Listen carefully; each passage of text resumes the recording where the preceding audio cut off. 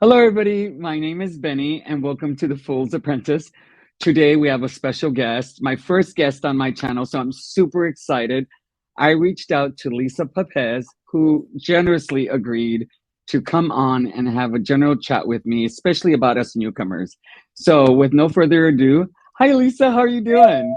I'm so excited. Thanks for having me on. I love doing this kind of thing. So I'm so touched that you reached out because I love having these kinds of chats. Oh, well, I don't know if you saw my video on my 1 year I did. experience on there. I had written, be able to have somebody on my YouTube channel is one of my goals. I Uh, remember. so I shot big and I said, let me invite Lisa. Let's see if she'll do it. And so I sent the email. I wrote it out. I rewrote it. I rewrote it. I sat with it. And then I'm like, oh my God. Oh my God, I did it. I can't believe I did I know exactly what that feels it. like. I remember reaching out for like collabs when I was new to YouTube and it was really intimidating but no, it's fun and I feel like most people are really chill about it. So yeah, it's super Yeah, fun. so my goal is, from time to time to actually reach out to people. And one of the things I want to do is I want to interview as many YouTubers, tarot YouTubers, as possible. So everybody can kind of get a feel for everybody's style, why they came on. I will learn a lot about everybody and, because this whole year has been a challenge, let me tell you. Yeah. Doing all of this. I even went back today and saw your first video. It was probably your Good. second. Yeah, it was probably your second one. It was you were talking about a little bit about yourself, your background. You showed three decks. The first deck, the Voyager tarot, Okay. I Yeah. think. And then the one that I really liked was when you were talking about the soul deck, the two The of them. soul cards. Yeah. Yes. And I recently had this epiphany, but you mentioned it that that particular deck taught you how to be that you needed to be responsible as a tarot reader. Yes. Oh my goodness, yes. That one because it would bowl people over when I would do readings and it would just be really intense and it really taught me what I needed to warn people about, I guess if they're going to sit down for a reading, like how intimate it could go, how deep and personal it could go. I think before that I saw tarot as a little bit I think I saw it a little more lighter and fun. And then working with the soul cards was like, oh, holy crap. Like, we're going to get into some deep stuff. Like, I need to make sure people are prepared and that it's the right setting for it. I wanted to make sure that people felt like they had enough privacy. Like, oh my gosh, it taught me so much for sure working with That's that deck. awesome. Yeah. It's like, I re- so one of the things I'm always very mindful of what I share on YouTube because I'm thinking, should I share, should I not share? Yeah. And it was because I was going to share something and I filtered myself, but does it lead me to one thing is, I really appreciated how authentic you are on your channel. Thank You know, you. um, I think that gives viewers like myself, YouTubers like myself, the freedom to be as authentic as they feel comfortable being. Yeah. So, like I think I messaged you one time about, how great it is to see you and Peggy, on the Yeah. screen and the importance of seeing, our community shown on YouTube as well. Yeah. And so that gave me the inspiration to talk about Steve on the channel because I don't know if I would have done that otherwise.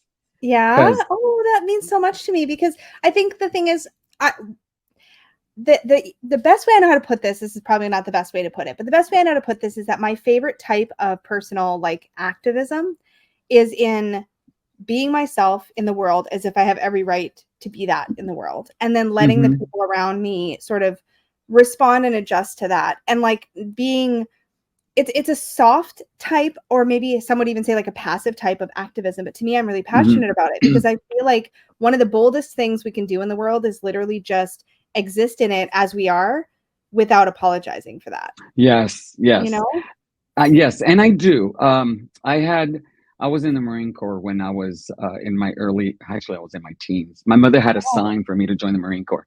oh my goodness. Uh, yeah, but it was very difficult because that was when I was going through the coming out process. Yeah. And when I finally got discharged, because I had a really difficult time.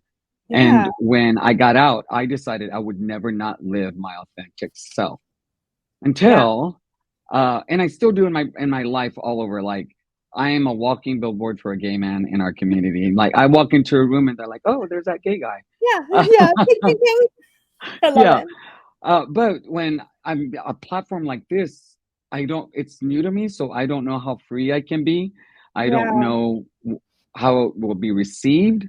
Yep. But you being so free and open really just gave me, it allowed me to be comfortable to do the same thing. Oh, So for that, I really appreciate. it warms my heart so much. But yeah, I think it's not to be taken lightly either. Like to your Yeah, point, like coming on a platform this public, you are exposing yourself to garbage as well as to all the yeah. nice stuff here. And so I think it's I would never want somebody to feel like they had to do that. I think the thing about authenticity that gets muddied up, I think when we talk about it, is sometimes it can feel like pressure. Like you mentioned this earlier, like knowing that you don't have to share everything, you can be authentic and still hold things back. Yes. You can be authentic and still keep yourself safe. And I think those are important things to remember too, that like people might not be ready to be that in such a public way and expose themselves to the potential for backlash. And that just I think that's a personal decision. And I think sometimes when we say authenticity, we get caught up in, well, that means I have to be way outside my comfort zone. And I think you don't. You can like kind of little bits and pieces, baby steps, you know? Yeah. It's like and I think everybody does this. It's a very natural way of being. It's like at work, you're one way. With your closest friends, you're one way. With your general friends, you're another way. And with your family, you're another way. It's just, Yeah. there's that level of authenticity that shows up wherever you're at. So it's Mm-hmm. socially, if it's appropriate or not. You know, Yeah, I grew up in absolutely. a time where it was dangerous Mm-hmm. to go out and hold somebody's hand, Yeah. your boyfriend's hand, or if you're a same-sex couple, your girlfriend's hand. Yep. That's not the case. It's so really nice to see. And Yeah. YouTube's, and I find interesting that TarotTube, there's so much diversity. I find it so very Yeah. exciting.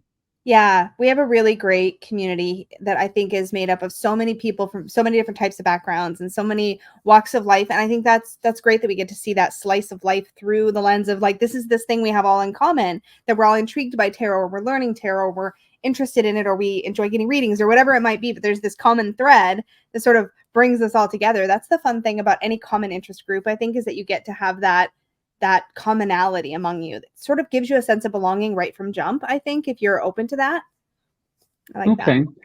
So Yeah. one of the main reasons I wanted to have this conversation is, one, we're very polar opposites in our journey when it comes to our experience with tarot. I'm very much in the beginning. You have a couple of decades, if not more, of Yeah. experience. Yep. But I would actually like to know, because you gave a little bit of it in that video that I saw today, but what was that learning process for you? Because I remember you mentioned you thought about it very logical, and then working with the cards, all of a sudden you had a reading that made you Yeah. realize you could look at it much different.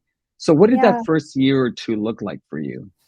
Oh man. So my first year, if I were to go back to that, I think a lot of it was really magical, actually. Like when I first discovered tarot and divination in general, it was through sort of witchy pagan circles. And so it was like I was given this reading and I was like, "Oh, there's like this whole world of like it was very otherworldly, it seemed like everybody around me that I was spending time with socially at that time was witchy in some variety. And so I would go to a gathering like somebody's birthday and people would be whipping out their cards or their runes or doing tea leaf stuff or reading palm, like it was crazy. It was everywhere. And so for the first year I feel like I was just immersed in this world of people who like everywhere I went, we'd be playing with our cards. So once I got into that world, that's what it was like. It was like I would just read for anybody and everybody that would be willing to read for me.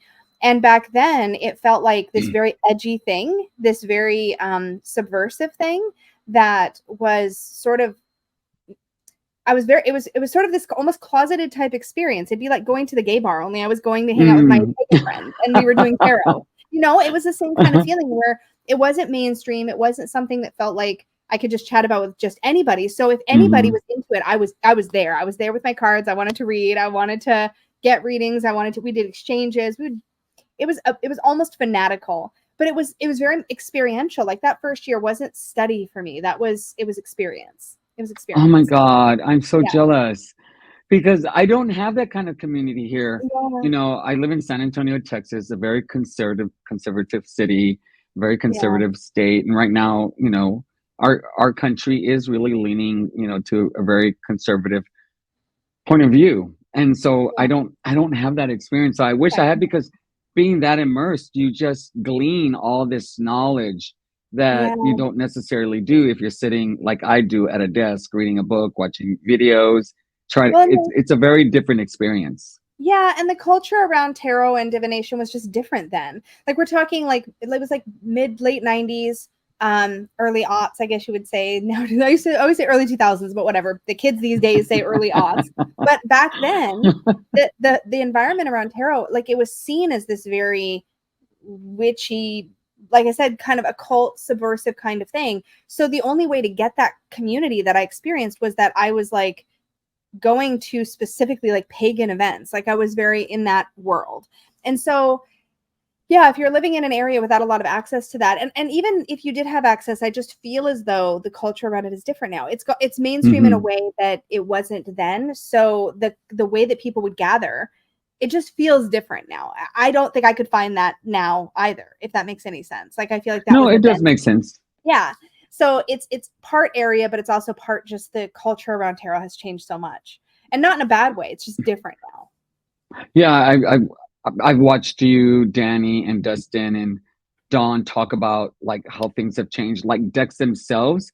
Hmm. Like there's hundreds, if not thousands, of decks now compared to when y'all were starting. Yeah. Prices going up with decks, Yeah. of course everything goes up, but like some of these decks are like the Healing Waves Tarot, I think it is.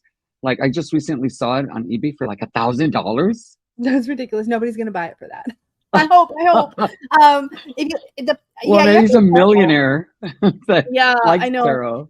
Yeah, some of the out of print decks they go wild, but that's part of that is a collector's culture, right? Has changed how that is. But yeah, we're spoiled for choice now, and it's one of the most decadent times I think to enjoy tarot because there's so much to choose from and so many different perspectives, and that's also changed the landscape of learning because learning with just like one or two decks at your disposal is so Hmm. different than learning with like a lot of decks at your disposal. And not better or worse, they're just different experiences, and it's exciting and it's unique, and it's our current tarot, like what would you call it, our tarot, what do you call generation, our current tarot Yeah. generation is very is spoiled for choice. Well, it is. So one of the things that I learned when I, did my video and reflected and kind of thought about what did I learn in that last year, Yeah. was that I really needed to stick to one deck because, as you can see, I went a little crazy. This is 1 year. It's a little, and I This still is have so my common. fall and autumn decks over there, and I'm going to be switching them soon. And so I want to use them all. So Yeah. every 3 days, I would switch them out. And so this is Oh tarot, this is no, oracle, and so I that's wasn't tough. really getting to know a deck.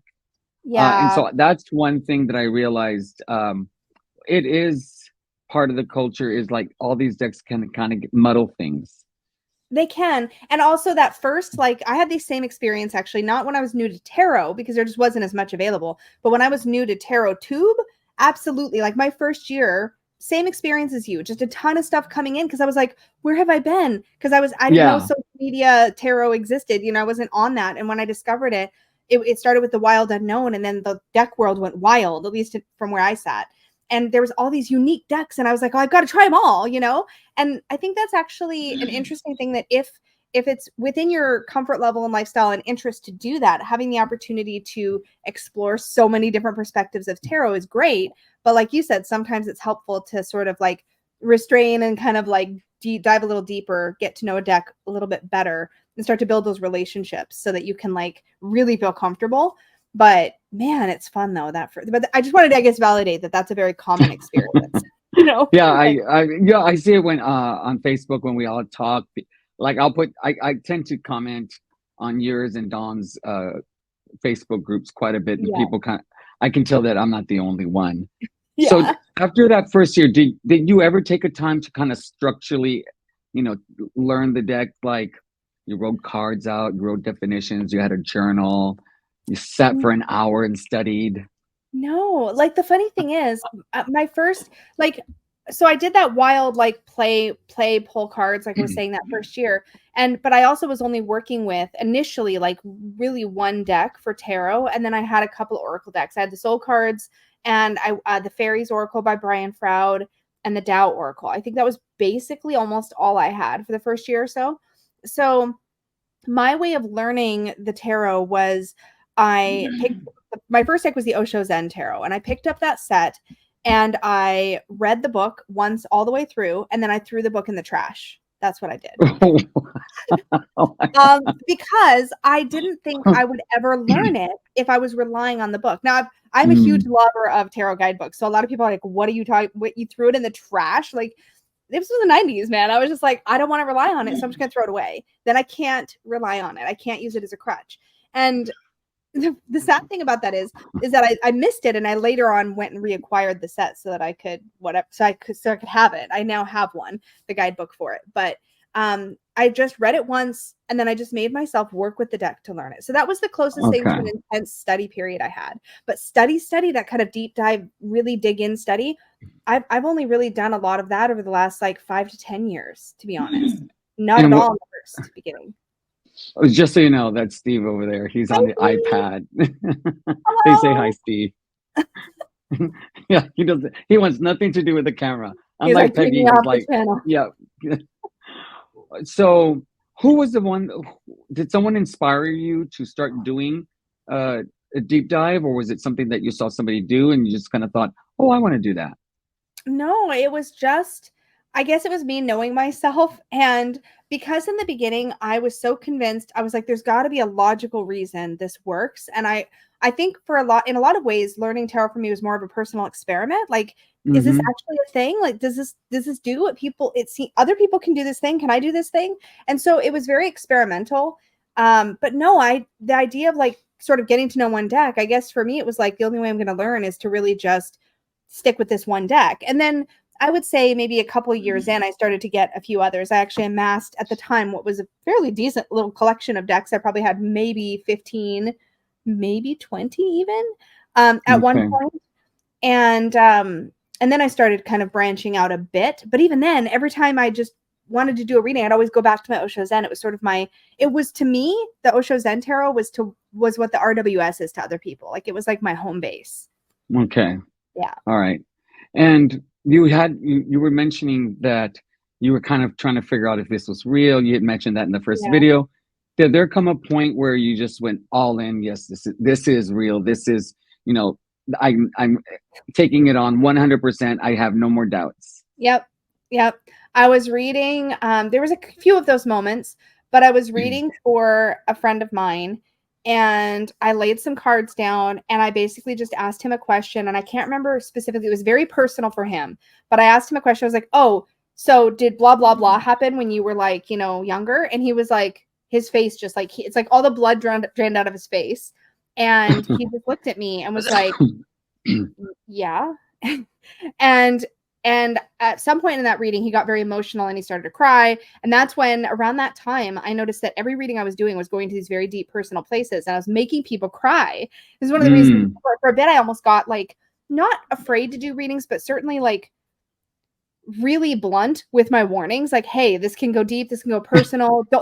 Because I just kept making people cry. And I was like, it wasn't bad cry. It was bringing up things for people. Yeah. And it was emotional and personal. But I was getting the kind of things from the cards that I had no reason to know. And that's the experience I needed to have to trust it. I needed to know that it was coming. I needed to be able to say things in readings that I would have no reason to otherwise figure out or psychoanalyze. You know what I mean? Like, I had to know it wasn't coming from my logical brain, but something else. That was the point at which I tipped over that edge and was like, okay, I'm all in. I get it now. It works. I don't know why it works or how it works, but it works. Okay, cool. And so when did you start reading professionally? Oh, okay. So this is multi-layered. I dabbled quite a bit. So a lot of reading for like people that I didn't know very well, kind of being a party trick at gatherings, that kind of thing. But the first time I started charging money for readings was actually on eBay. Well, actually, dialing it back even before then. Yeah, I'll tell you how I did that. I would not recommend it necessarily, but initially I didn't know how to do it, right? So in person, I would have small events where like maybe I'd have a tarot and tea event and you pay like, I don't know, $10 or $20 or whatever it was. And I'd sit down and do a Celtic cross, which is, by the way, my favorite spread of all time. And so I would do readings that way.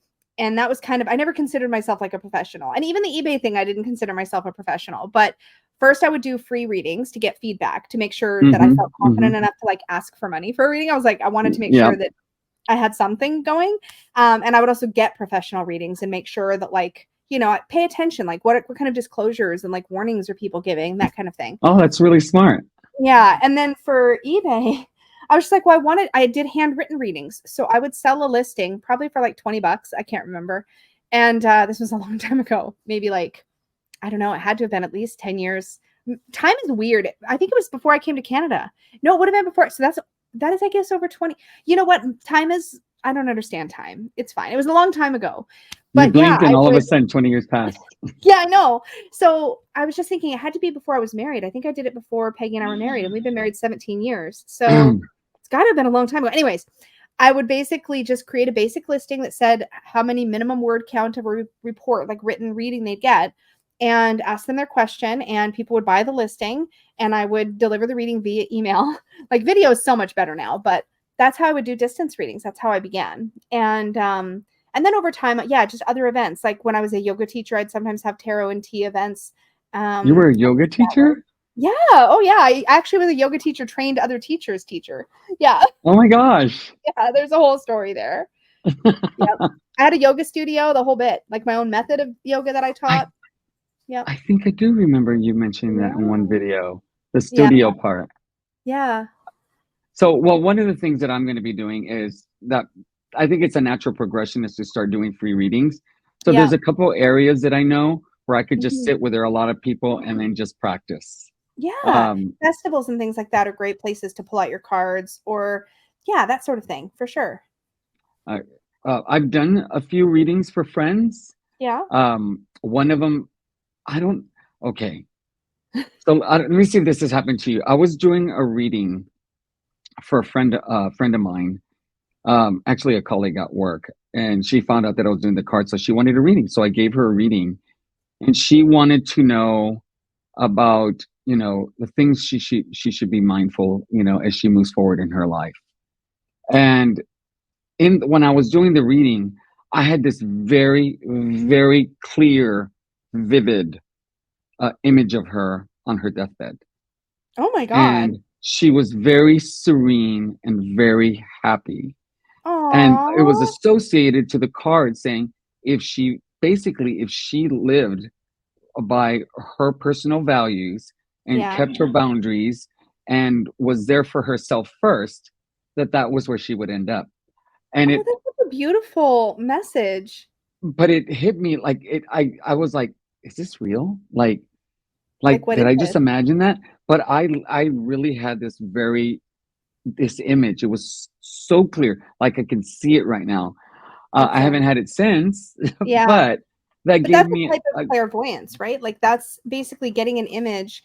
It's funny because when people talk about the clairs and they talk about like psychic hits and things like that, right? We have clairaudience where you hear stuff, or clairvoyance where you see stuff, or claircognizance, all these different clairs, right? You can get down into the weeds with it, but I guess I always imagined that it was very, very clear, like what you described.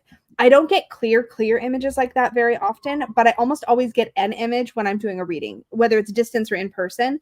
Oftentimes it's like me scrambling for a message and getting it in the form of like a visual metaphor, if that makes sense. Like I talk a lot about those steel merry-go-rounds that used to be popular in children's playgrounds. You know, the things you could get on that had the bars you could hold on to, and somebody would push it and the thing would spin. Yeah. Yep. It's my favorite metaphor for the Wheel of Fortune card, actually, and I talk about it a lot. But I would get visuals of random things like that, or I'll try to express something to a client and it'll come to me in like an image that I then translate. But I don't often get images of my clients specifically, if that makes sense. Even if they're right in front of me and I'm reading for them, it's more like metaphorical images. But I've heard other people describe very similar things. Yeah. So when I read for myself, so I have a mentor right now. So I was talking about on one of my videos about I'm thinking, and because I'm a very optimistic, I'm glad I have a glass, regardless if it's half full or half empty. Yes. I'm that far grateful. For the glass. Yeah. So do I, and so I was wondering, do are my readings skewed because of my view and how I like am I too positive? Am I not going to be able to see those moments where, oh, this is a really like you have to pay attention here because this could be bad. Yeah. I get warnings, but they have a like if you don't do this, this really bad thing's going to happen. But if you do this, it's going to be great. But that's Do you have actually, anything? yeah, like that's like an empowered way to work with the cards for starters. Like there's nothing wrong with going like, here's where things could go wrong, but here's what you can do to make sure it goes well. And to me, the first thing I think when somebody's like, am I the way that you express that, like, am I being maybe too positive or too optimistic with myself? The first thing I think is, doesn't matter. At the end of the day, Okay. if you get the guidance that you need, and if it comes in a way that is digestible by you, and then you're able to take positive action in your life as a result, then maybe it doesn't matter if it comes out in that way. Does that make sense? It does Um, make sense. yeah, and then the flip side of that is I have the same thing. Whereas I read in an empowering way. I also though really like it when I can get called out by my cards. Like I like it when they can call me on my shit. Um, and so for me, that's where other decks come in handy, and the deck's guidebooks come in handy. It's one of the reasons I like the Deviant Moon Tarot so much, because the visuals on that card, on those cards, they help me specifically to see the shadow side of the imagery, or to see the maybe unhelpful patterns that might show up in interactions with people or in communication or that kind of thing. And the guidebook does the same thing. So if I feel like I need a good butt kicking, like I'll go to a deck that I feel like will help me do that or help me see that better. But most of the time, I would say, even if you're pulling a really optimistic reading out of every time you pull cards for yourself, like as long as you're using that to better yourself or live in an empowered way, then you're probably on the right track regardless. Well, I will. My first kind of spread, I guess I did for myself. That was for me. I work with Oracle cards with my spreads.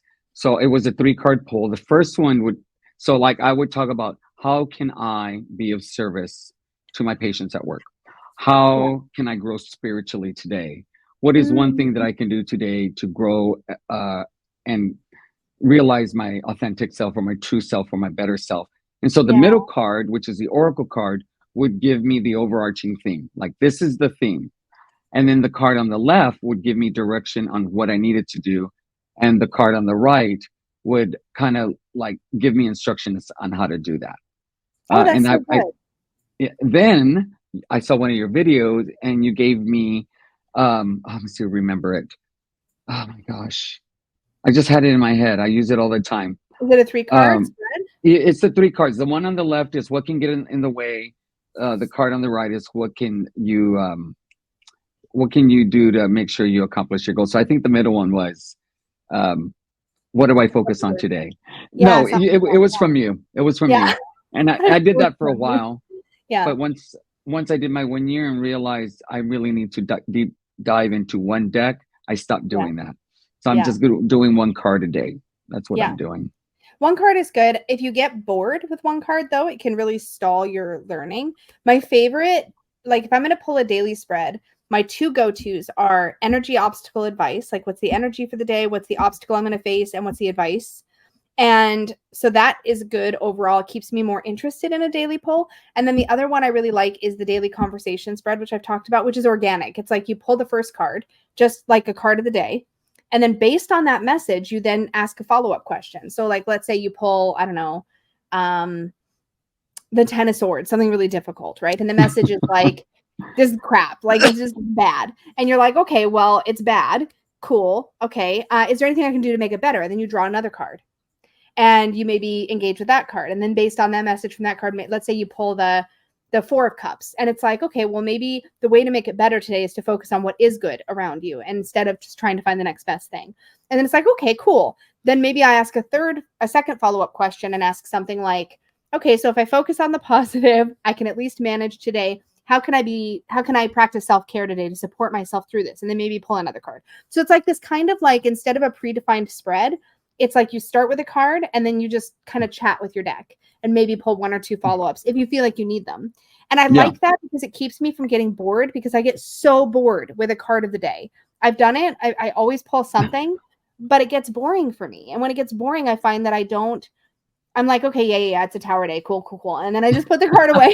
I'm like, or, oh, it's a two of cups day. Okay, cool. I guess I'm going to kiss my wife later. It's fine. And like, that's it. Like, it's hard for me to dive if I'm not like engaging with the spread. Yeah. So as soon as it becomes kind of robotic, that's when I change it. Okay. Yeah. Well, for me, it's still kind of exciting because I'm still learning all the cards. What's exciting is when I pull a card or I see something on YouTube where somebody's like pulling out their cards and I know what the cards mean. That is Yes. super exciting for me Yeah. because I know it's finally digesting. Oh, Um, just wait till you get all opinionated and you start like you get a reading or somebody pulls a card for you and they're like, this is what it means. And you're like, no, it doesn't. oh, Just okay. wait. I'm not there yet, Wait but till I you will. have your moment. I will say that I don't have my deck with me. So I'm doing a deep dive on the Terra Volatile. I love that Yes. deck. And that Fool card has a very different feel than any other Fool card I have seen. I was working with my mentor on that card, and he's like, "What do you see?" And so I'm like, "I see a lot of bravery." And he's like, "I've never heard anybody describe the Fool as brave." I'm like, "Well, look at this guy. Back in the day, they didn't know what was out there in the world. Like it's a true adventure because you don't know Yep. what you're going to face within each and every step. That's brave. I mean, Yep. you have no idea what you're going to." And he was dressed ready for it. And so that's for me, that particular card, there's going to be bravery in that in one way or another if it comes up within the Yeah. reading and the question and all that stuff. I kind of figure all that out too. Yeah. So what inspired you to do a YouTube channel? Oh gosh. Well, initially what was happening is that when I found TarotTube, I'd never even really watched YouTube before then. And I think what had happened is I was watching, well, I had a little bit. I'd started watching like makeup YouTube and I just started watching YouTube for entertainment. And then I found tarot YouTube.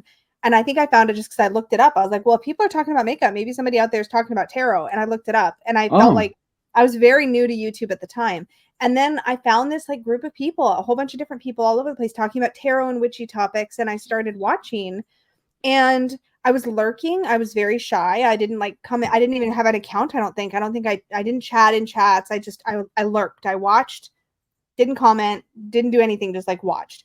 And I did that for a long time. And then eventually I started to come out of my shell a little and I started to comment occasionally. And then I think I just reached a point where I just felt like I wanted to talk too. I didn't want to just engage in the chat. So I just remember feeling like I want to share. I want to babble about this thing that mm-hmm. I'm excited about. I want to come on here and just talk about stuff, do fun YouTube videos. It just sounded fun to me at the end of the day. And I wanted to be part of the conversation. But it was very much about play and community for me, I think, at the time. And so what was the process like? Well, let me tell you, Oh, yeah. I am not technically savvy. Tech is scary.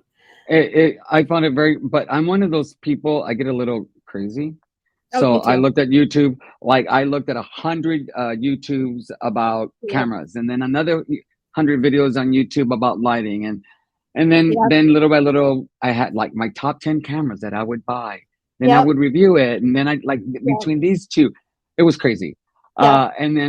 And little by little, I have this little thing that I have, Your setup is and actually so pro. I remember when you shared a picture of it in the Supportive Tarot Facebook group, and I was like, dude, who is this? Like, because I don't think you even had started your channel at that point, or maybe you had mm-mm. just started, but you hadn't posted anything. And I remember thinking that is a freaking setup for somebody who's just starting. Like, it was really, really like inspiring because I was like, holy cow, like you really put thought and effort into your setup and made it look really nice. Like, good for you for sure. But it is intimidating for sure when you're first getting into it. It seems like you have to have all this stuff.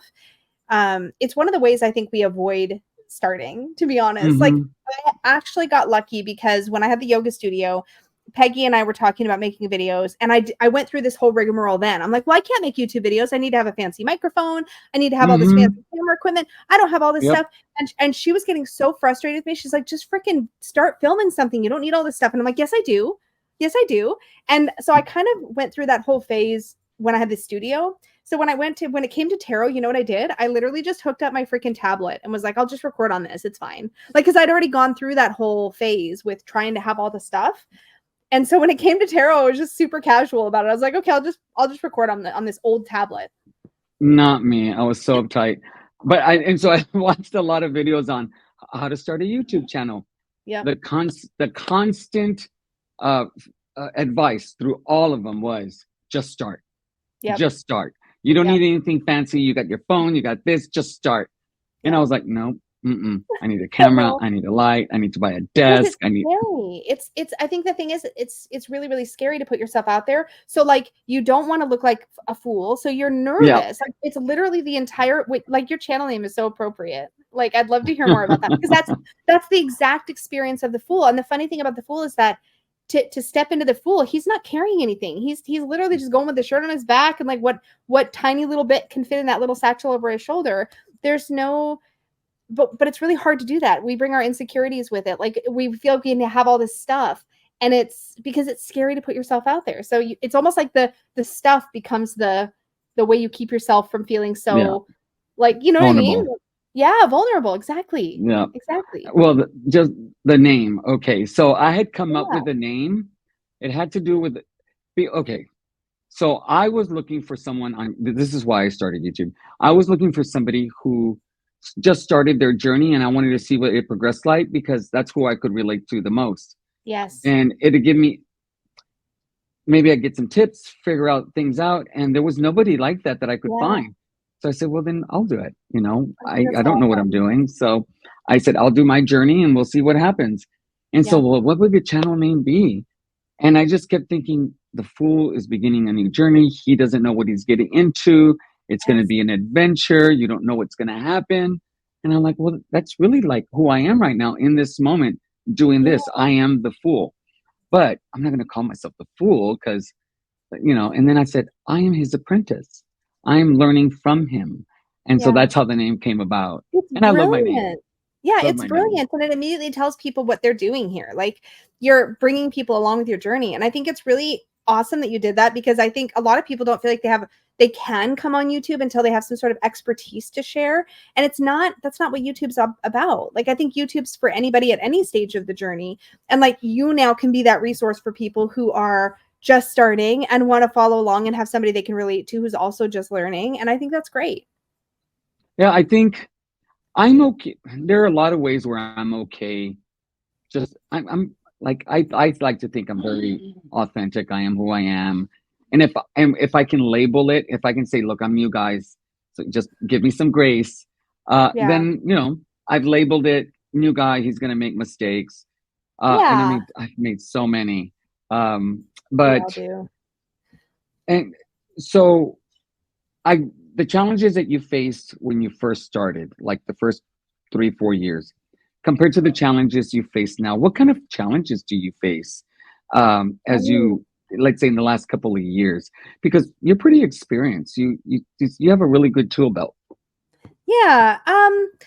The first couple of years, I feel like a lot of it didn't feel like I don't know how to describe this. I think a lot of the challenge or the stress of YouTube comes about by trying to meet certain milestones. I think a lot of Hmm. times, like for people who start a new YouTube channel, the first big milestone is like maybe their first 100 subscribers. Then it might be a Hmm. thousand, and we can get really. It's hard to even go into the YouTube app and not be like have these numbers just in your face all the time.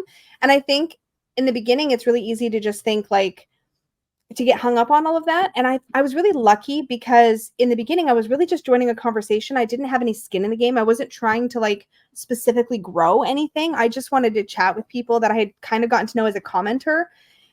So my challenges were, it was just different. There was no pressure. There was no obligation. And I still, most of the time, don't feel any pressure or obligation. The difference now is that I care so much about, I guess, showing up for people and Hmm. also sharing and teaching. And these are all things I'm really passionate about. So I have so many things I want to offer and like provide that I put myself under more pressure, I would say now than I did in the first couple of years. So I'd say over the last couple of years, my biggest challenges would probably be just in general, maintaining good boundaries on social media is always really challenging. I feel like I've had to learn that Hmm. the hard way. And the other piece would probably just be continuing to stay connected to my personal why for why I do YouTube and just not get caught up in stuff. It's really easy to get caught up in like, I don't know, there's some new fear-mongering thing about YouTube's algorithm changing or whatever all the time. And it's like, you know what? At the end of the day, I just want to have fun doing the content, have fun connecting with people, and like stay connected to the reason that I do it. And that takes all the pressure off.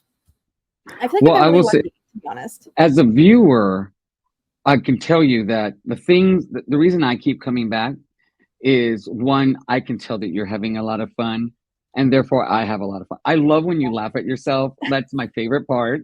I just love Okay. it. And so I end up laughing with you.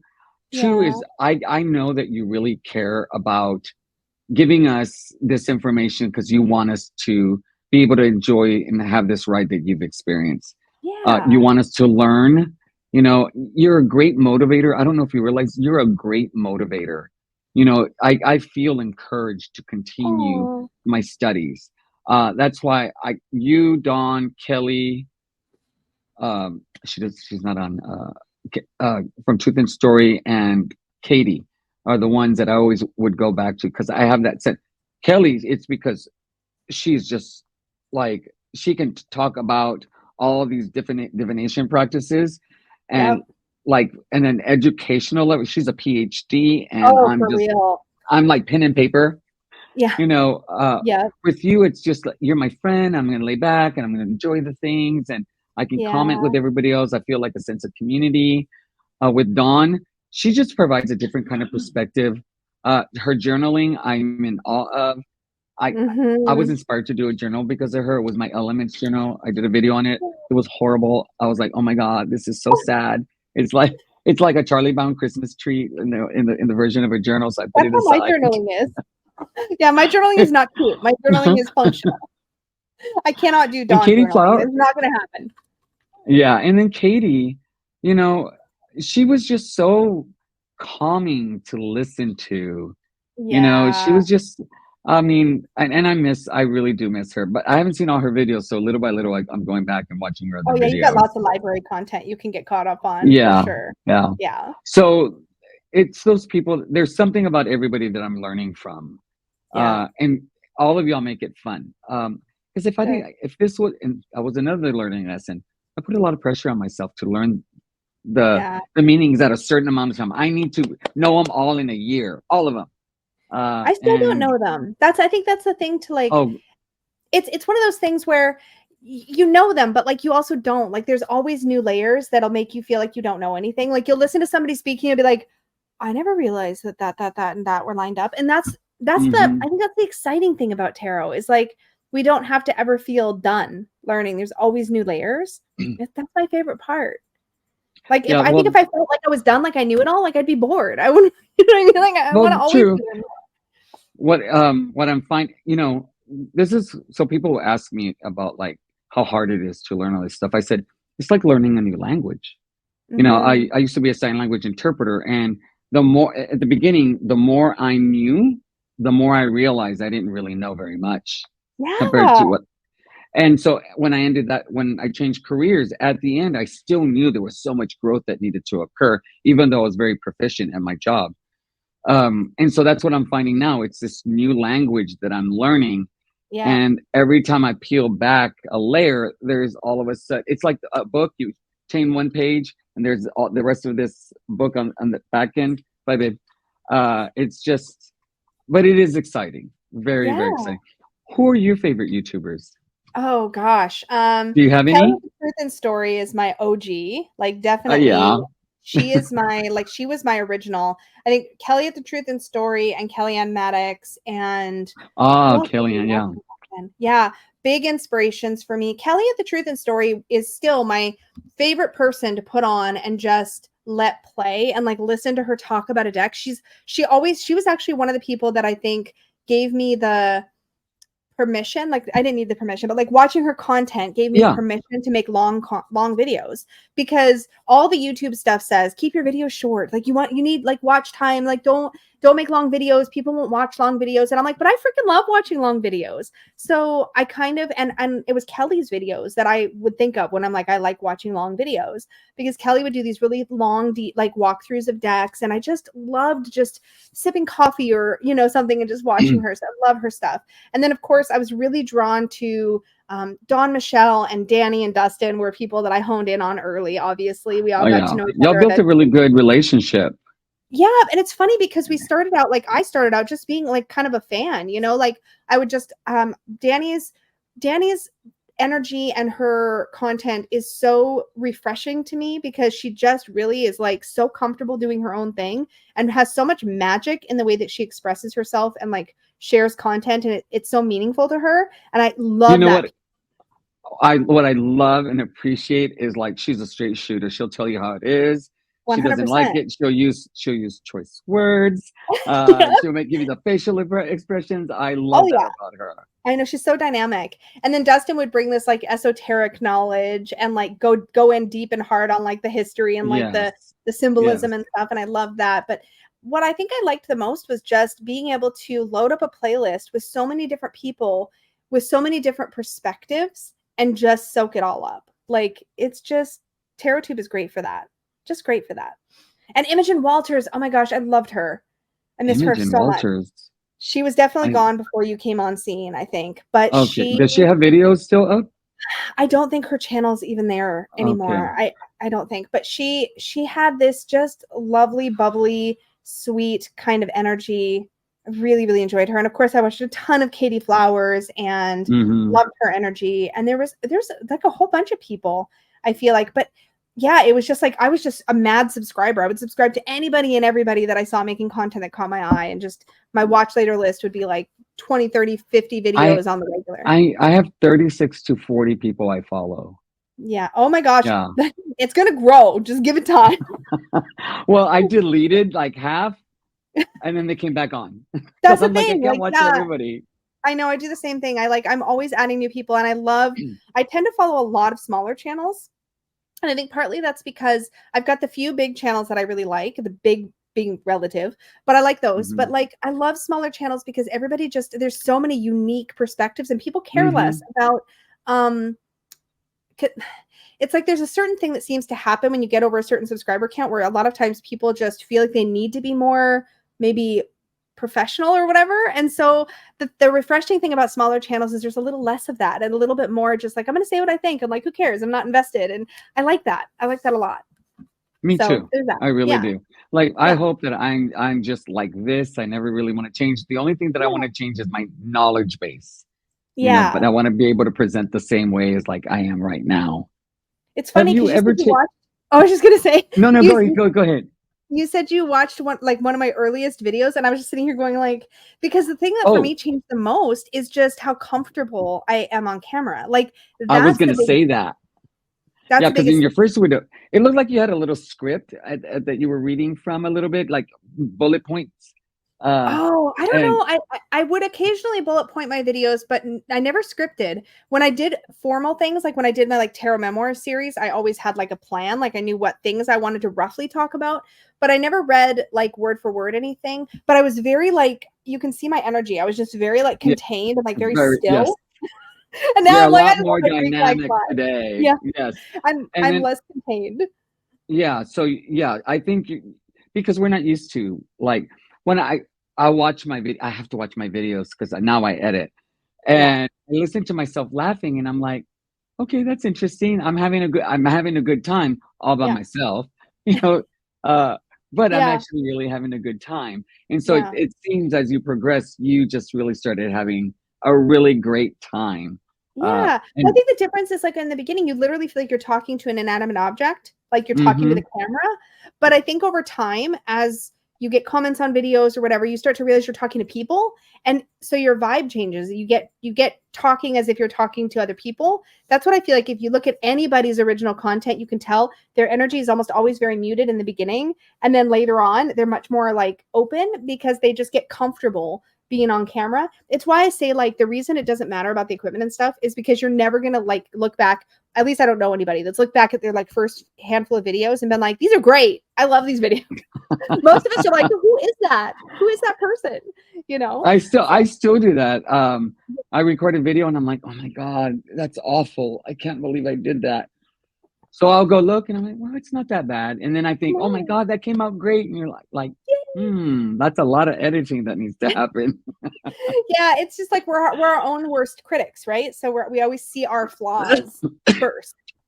Okay, so now that you mentioned our own worst critics, I'm telling you, I'm so distracted by the way I look on camera right now.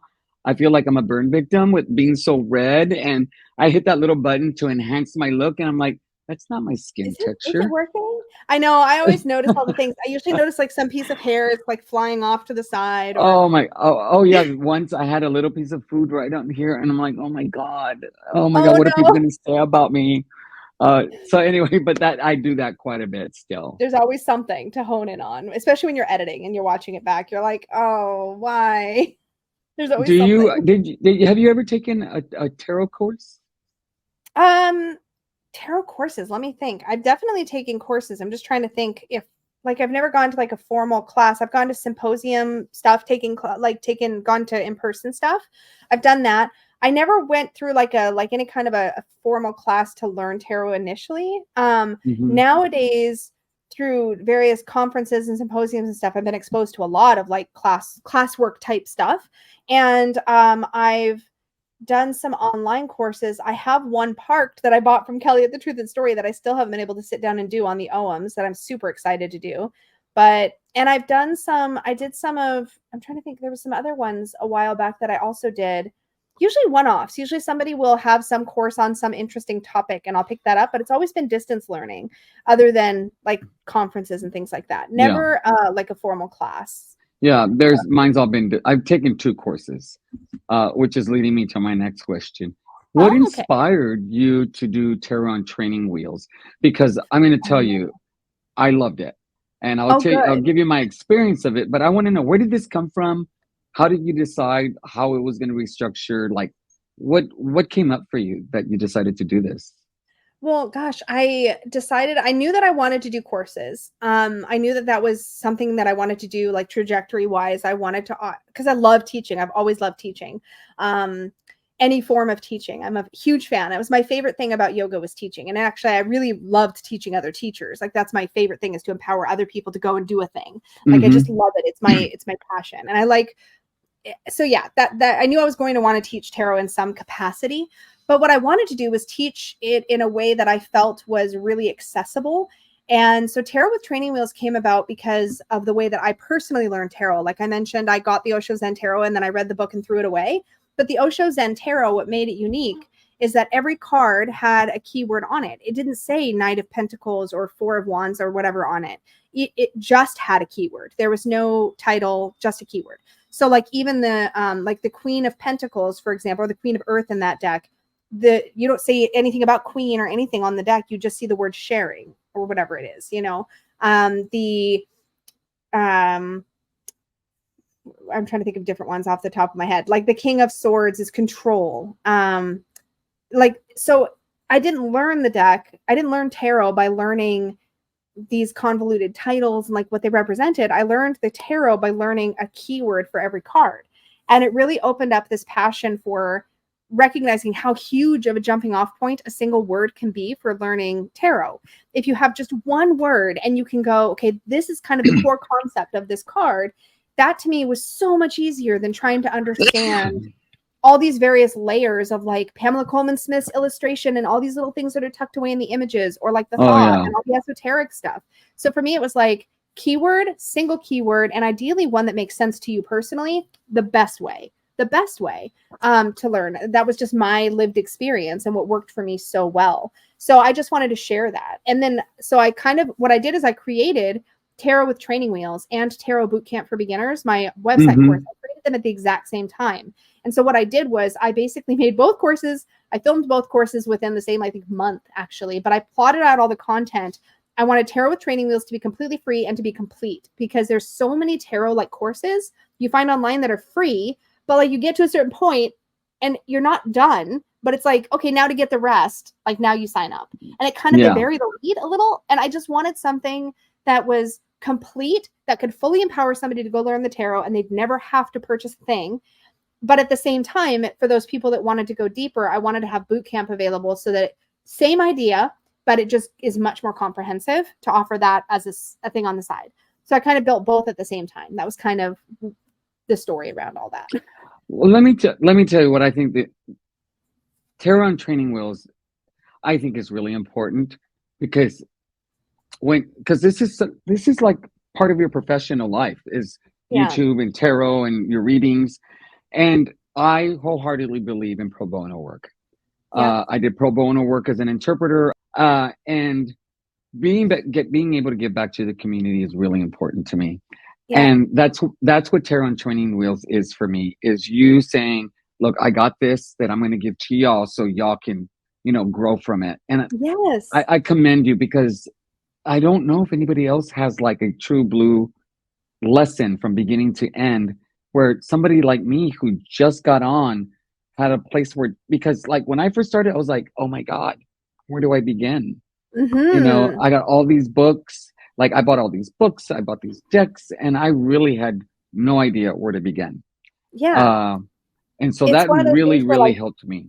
yeah, because it needs to be like when you're first starting to learn something, you don't even know what you want to learn or how deep you want to go. Yep. If there's nothing there available to you that you can't, like, even when I was learning to become a yoga teacher, it was the same thing. I didn't jump right into like a multiple thousands of dollars program. I did get there eventually, but instead I did like this really, really inexpensive, kind of hokey, to be honest, teacher training program that was like way less expensive because I didn't know, like, was I even going to like teaching yoga? I don't know. So I took like a really basic kind of beginner course, I guess you could say, on teacher training that at least got me to a point where I'm like, okay, this is something I do want to pursue. And so if something like that had been available to me for free, with yoga teacher training, that would have been even better. But there was nothing Yeah. like that. And in tarot, I wasn't seeing anything like that. And when I did see things that said that they were free, they didn't seem complete. There was always something missing. Like maybe they didn't do the court cards, or maybe they, give you just the majors or like whatever. And I just wanted something out there that was free, that anybody could take, get it from beginning to end. It's clearly laid out. It's got a structure because I need structure. Yeah. I'm somebody that I'm if the I'm same learning, I way. need structure. I am exactly the same way. Yeah. So when you had it, I was like, okay, I'm going to take your course. Yeah. And I didn't know what I was getting into. And I saw all the videos. I said, oh my God, this is a lot. But then once I got into it, I'm like, oh, wow, this video went really quick. First and foremost, what I really liked is that you gave us the freedom over and over again to pick our own words, Yeah. right? But I Yeah. felt that we really needed to hear that many times, because when you're new, this is it. This is the one word she says is it. So that's the Yes. one I'm going to use. Even if it didn't fit, we were going to make it fit. And the fact that I think like for like that. 3, 4, maybe 4 videos, you just really pounded that in because you wanted us to know that we weren't bound to these words, which really allowed me to basically question the word choices that you had. And I I'm like, well, love that. I don't know if I agree with her. So I pull out my books and I'd read, and I'm like, and in my videos that I did, because I did every time I finished a lesson, I did a video. I would talk about the ones that I didn't necessarily agree with. Can I But tell you what? how amazing that was for me, though? Like having created the course to get a chance to see it from an outside perspective, see how the words landed and didn't land.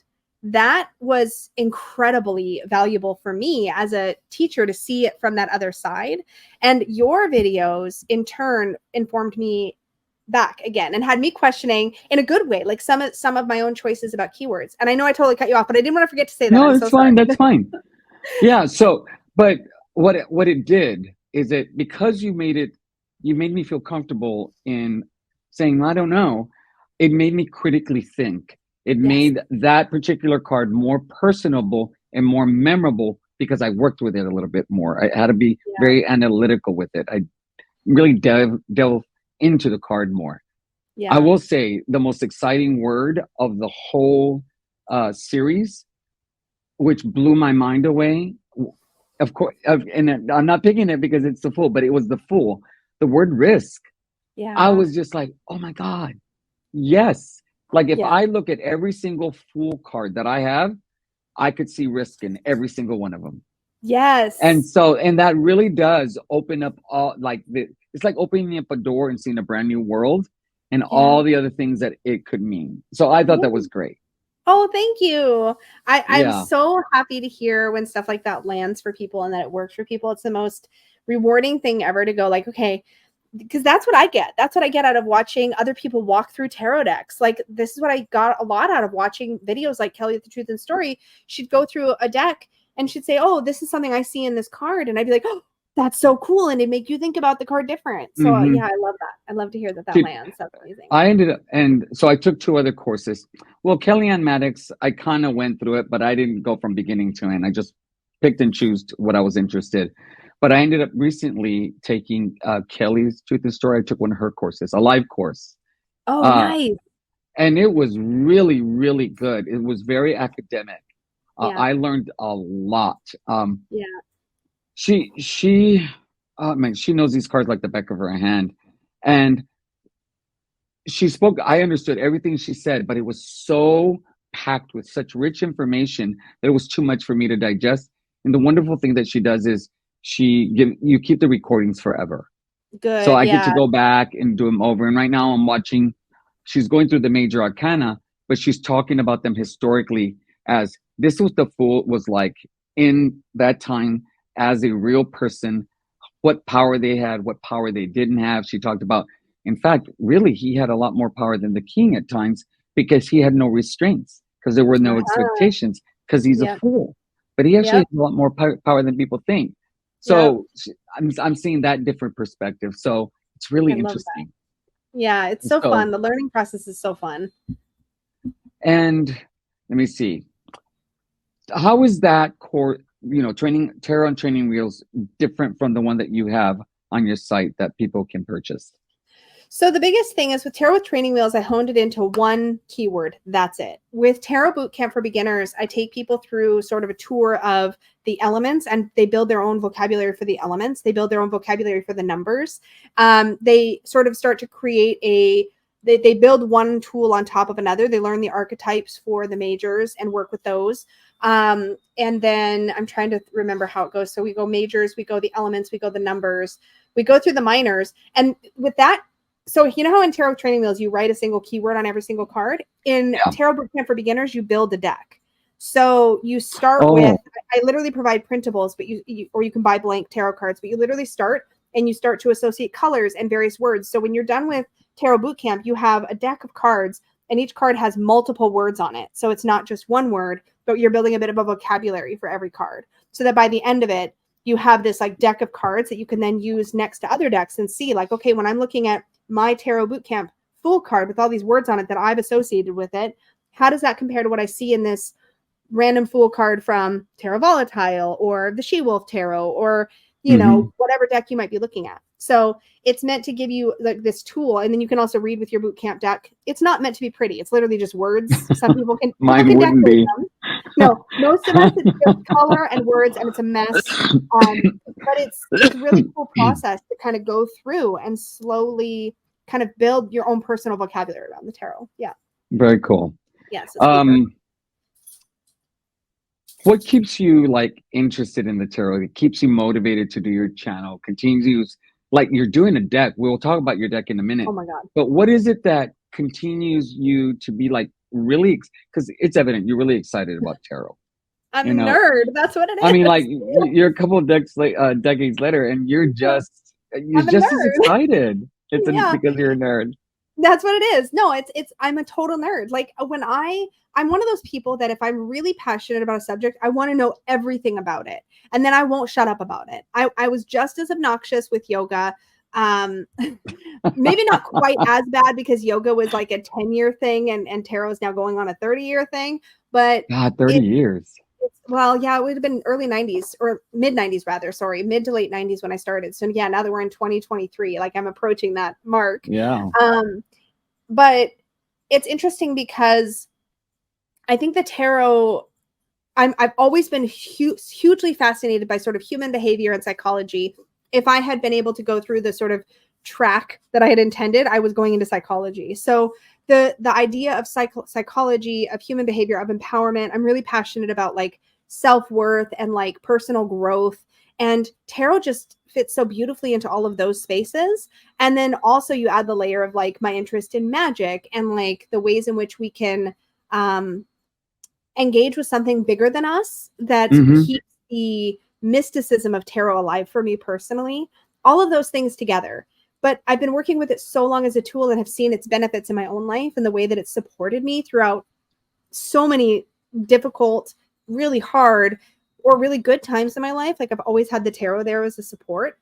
Even Hmm. when I took a break from tarot, I always had a deck of cards I could go to when life got really sticky, you know, to help me navigate it. And so I think I'm just passionate about it because it works, because it's taught me a lot, because it's helped me through a lot, and because it just speaks to me on all those different levels. Yeah. Well, for me, it's about learning. I find it fascinating and exciting. My my main goal is to learn them well, to where I can feel comfortable with them.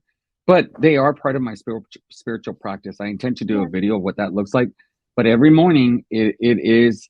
I sit right here in front of my shrine. You know, I have I have Buddha, I have the Virgin Mary, Jesus. I'm having a painting done of Saint Jude. Um, and Oh, then cool. yeah, and I have this very spiritual thing, and the tarot cards come in, and I pull them, and it's just this very spiritual thing for me, and it just really guides me through the day. It really Yeah. does, and so I don't see that ever going away from me. No, it's Now, so all the comforting. buying all the decks and stuff, That's that's a little cyclical. much. That's more of a cyclical thing. You'll find your Yeah. groove. I think a lot of that is too is figuring out what's going to really speak to you and what you're going to really enjoy working with too. Well, I'm a very visual person. Me Men tend too. to be, but I'm very visual.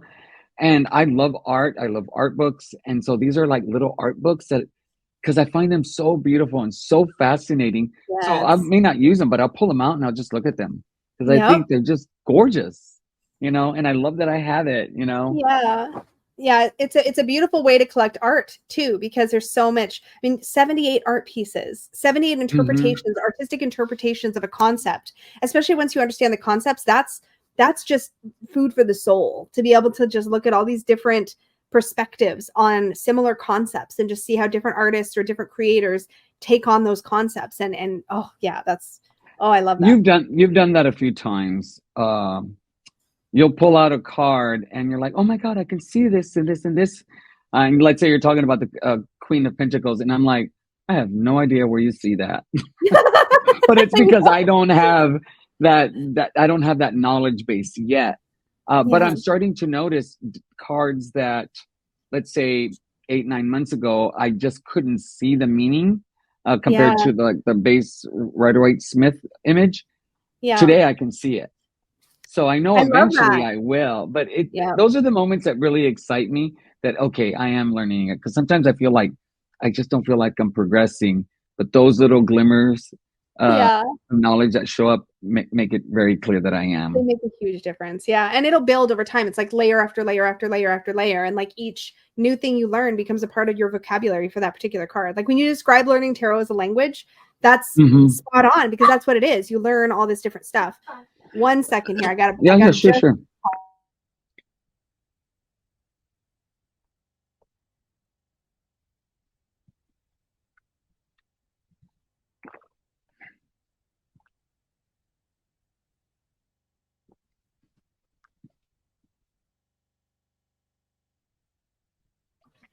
the dogs are getting restless. They're like, we need food right now.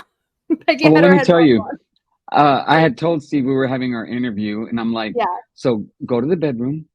Uh, if you need chips, you need a soda, you need a drink, you need a snack, take that with you. I'm going to close Yep. this door, and this door. We have 2 bathrooms. So I'm going to close this door and those doors to this bathroom so you can use that Yeah. one over there.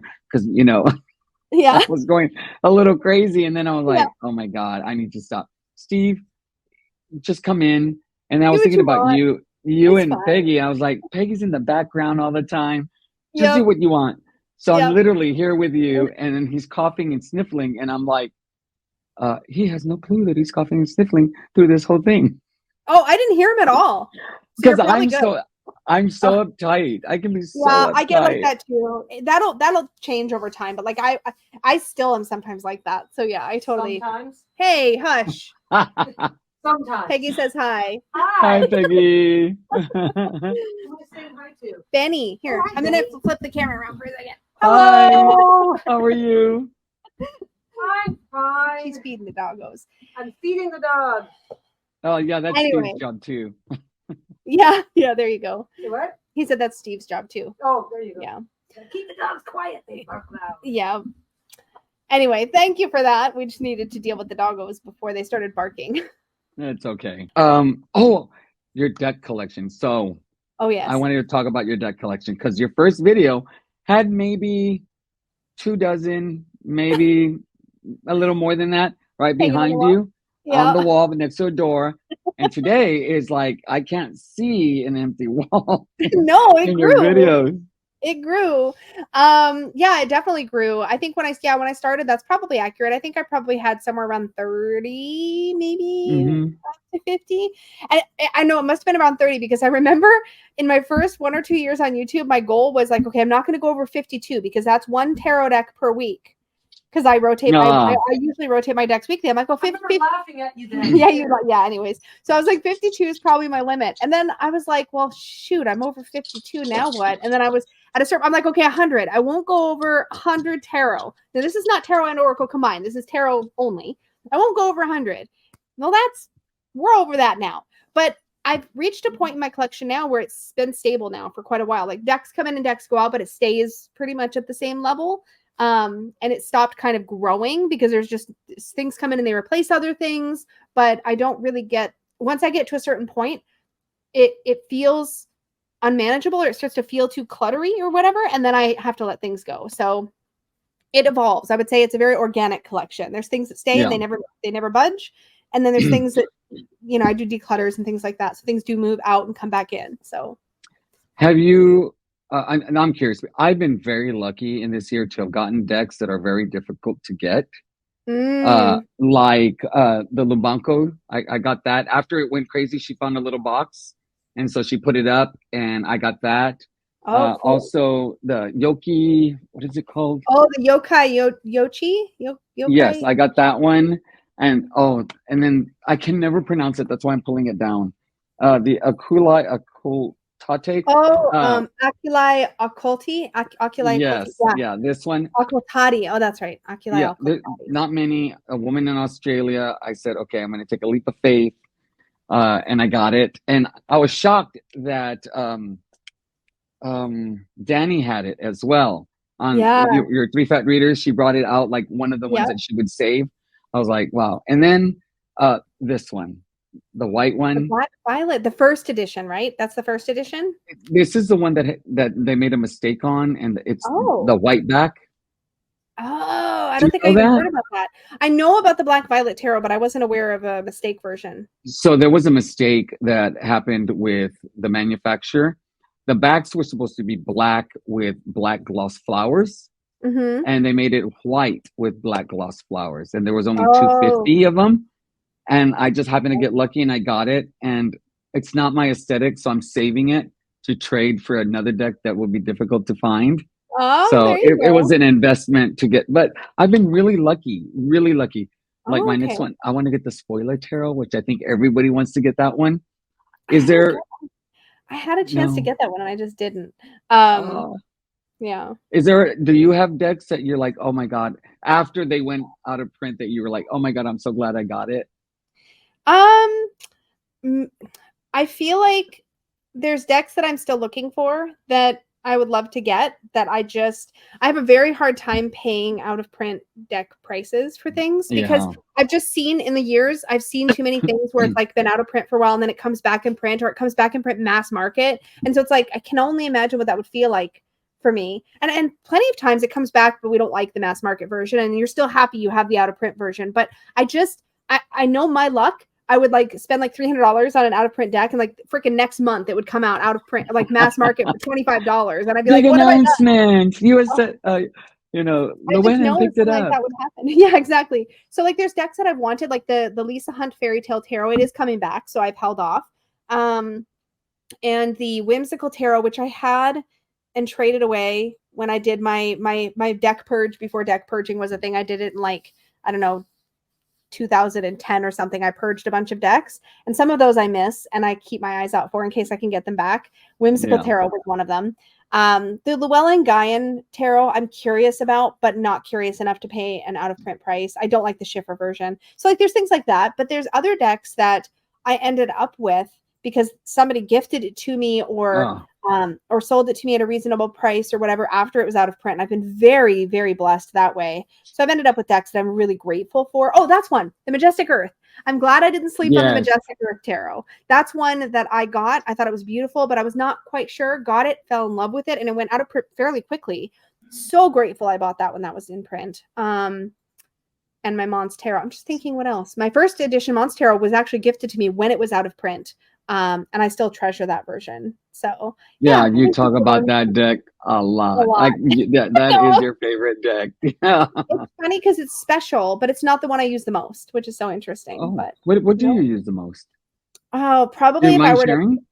to This Might Hurt Tarot would probably be the one that's seen the most okay. in my collection because I Yeah, use it so much for client readings. Yeah. Our aesthetics are so different. They're so different. I know. I was listening to you talking about the Oculi Alcatati, and I'm like, never in a million years would I buy that deck. Yeah, you look cool. at like the Monsters Tarot. I'm like, I don't get that's it. it. But then I look at your personality and your bubbleness and the other decks. I'm like, makes sense. And I almost bought it. And then I'm like, no, yes. You're not gonna And use then it. I was gonna purchase it. Then I noticed that her signature is on every card. And you're like, I can't with that. No, because now I see it. I'm always gonna see it. We'll always hone in on it. Yeah. And it's one of those things too where it's like it's really easy on YouTube to get sucked into something.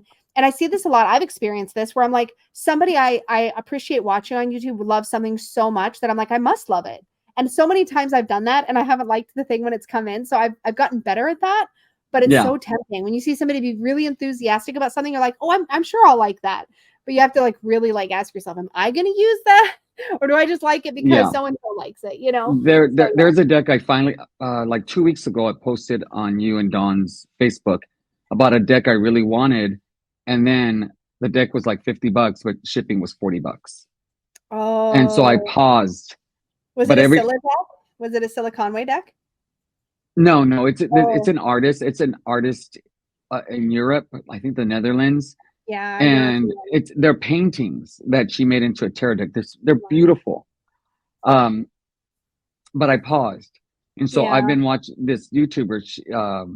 She made like 2 videos where she mentions them. So I watched them over and over again for 2 weeks. Like, finally, I'm like, no, I'm gonna let it go. I'm gonna let it go because I have. Let me tell you, I have a list. I have a list of decks that I want to get. And I have to constantly fight myself not to get them. Yeah. And sometimes I'll get a deck impulsively and then regret it.